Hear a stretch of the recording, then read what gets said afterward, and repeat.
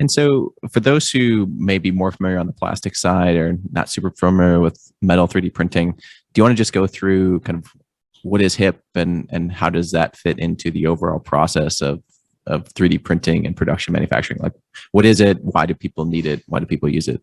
Well, it's funny, hipping, when you look at the history of hipping, hipping really started, cold ice static presses started back in the 30s. 1939, some of that nature. Then hot isostatic pressing really started growing some legs in the 40s between Patel Institute in Columbus and Quintus in Sweden. But the first commercial use was done by Kennametal as well as Howmet Arconic. And what they saw hipping for is it's time over temperature with pressure, right? Equal amounts of force or pressure on a part to basically squeeze or remove the internal porosities, but increase the ductility and the strength of the part. And that's all that's really what hipping is. It's time over temperature. You're pretty much getting that metal to a plastic state. You're keeping it near that shape, using isostatic pressure, and just removing that micro porosity in the part, and keeping it near that shape. So that's the basic of hipping. So when you look at the history of hipping, that's really when it took off with the titaniums and stuff of that nature here in the United States. And a lot of engineers start seeing if I have an imperfect part, especially internal porosity, I can improve that part without scrapping it, decreasing my scrap rate. So when you look at the history, it's how it really took off. And so it sounds like a balance between, you said time over temperature, but if the temperature is too high, you're going to melt something and you're going to remove your shape, or something's going to go wrong. Too much pressure, same idea.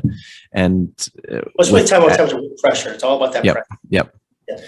And with that, I mean, why is it special for additive manufacturing? And it seems like everyone I talk to, and a lot of certainly the metals folks, like hipping always comes into the conversation, or oftentimes. Is it a requirement, do you think, for most additive manufactured parts, or is it something that just really augments the process? It augments. It's complementary because you're taking old data from the casting days, right? And now we know we're here in additive. You just can't use a traditional hip cycle. We have to use a unique hip cycle for some of this material. And ideally, in additive, we like to get away from hip. We like just stress, cut off stress relief parts, stuff of that nature. But some of these parts, you have to hip it to improve the ductility and the strength of the part. And so that's what's really interesting. So at first, when you look at the history of additive, they thought hipping wasn't for metals, hipping wasn't going to be necessary. And then we started learning that, well, hipping improves the properties of the material for the part.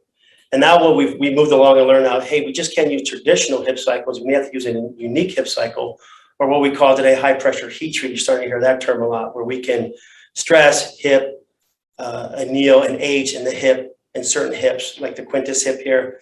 And so that's starting to take place now. I can't use a traditional hip cycle on some of the materials I'm printing with. I have to create my own unique customized hip cycle, which is really interesting when you look at the market.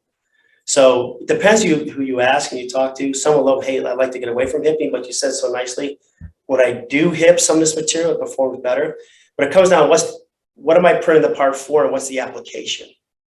So it always comes down to what's the application of the part, and what environment is that part going to be in? And we all know that hipping or high pressure heat treat hipping can improve that part.